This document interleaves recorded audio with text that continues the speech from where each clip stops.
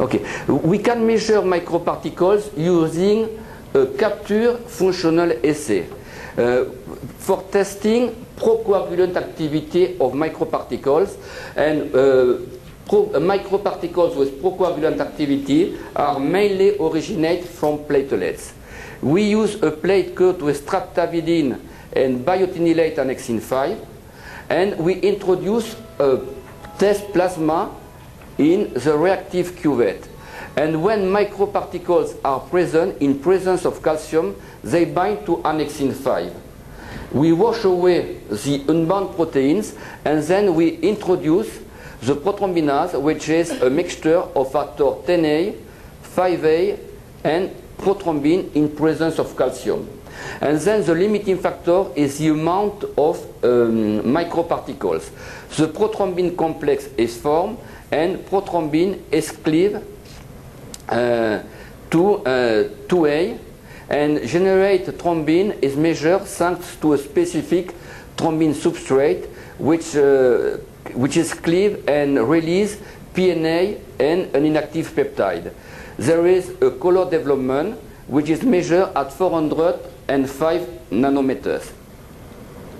And here you can see the calibration curve that we can obtain on a concentration range from 0 to 3.5 nanomoles in molar concentration, and we have a very sensitive and linear dose response curve between microparticle concentration and color generate. I would like to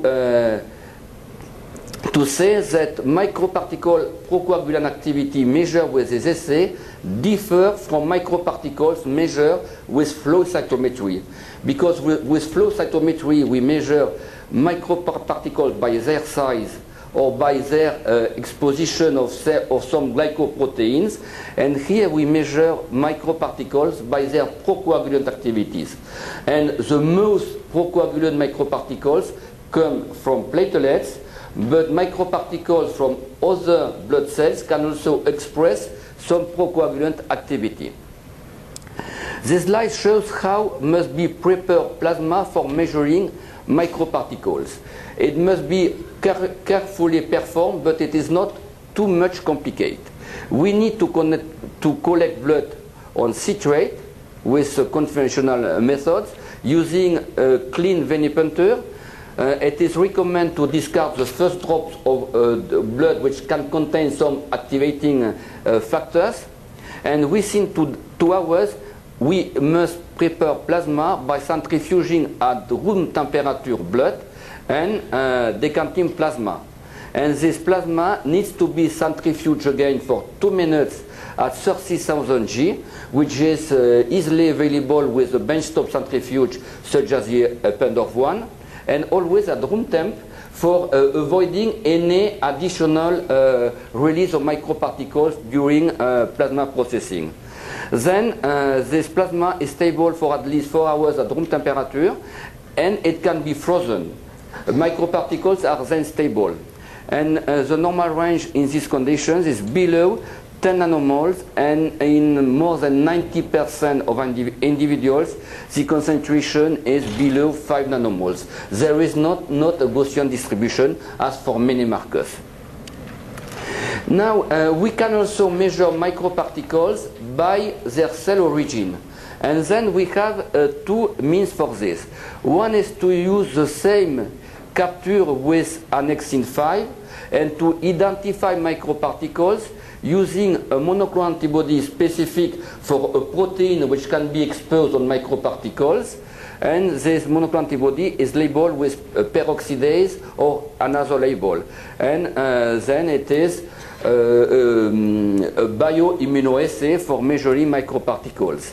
The other approach, which has been extensively used in literature, is to use a monoclonal antibody labeled with biotin, to bind it on streptavidin, and to cap microparticles by their exposed protein, and then to reveal, as it was done for microparticles activity.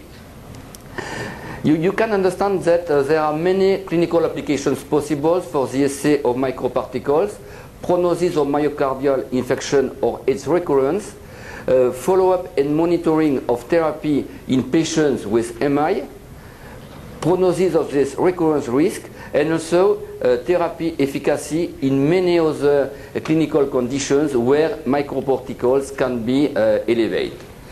Finally, for ending my presentation, I would like also to remind another application of blood markers. They are not directly blood activation markers, but markers which can contribute to blood activation and which are associated with fibrinolysis. And so these markers, or some of them are known for more than 20 or 25 years, but still not yet used currently for diagnosis. Also, they can be useful in many applications.